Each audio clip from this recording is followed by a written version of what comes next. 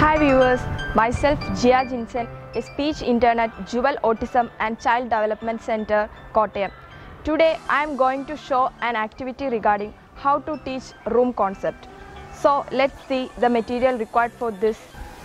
The material required for this: chart paper, color paper, sketch pens, gum, scissors and blade. Now let's look into our material.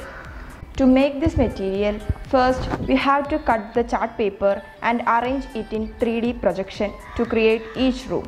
Next, cut out each object from the color paper and place the object in 3D projection. This is an easiest method to help your child to learn room concept. In washroom, I highlighted bucket, tap, shower, mirror, wash basin, closet, cupboard and a bulb.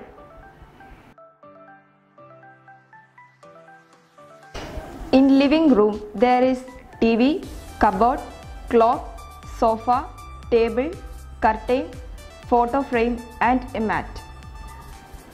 In bedroom, I highlighted a bed, pillow, cupboard, clock, photo frame and a lamp.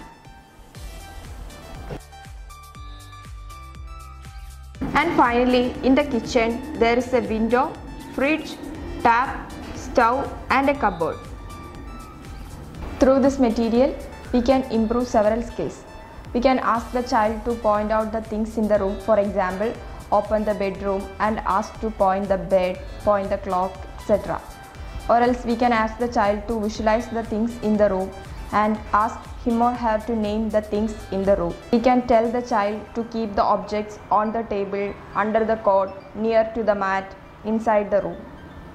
This material is helpful to improve pointing, attention, visual and auditory memory, identification of lexicals, comprehension of prepositions, following of commands, etc.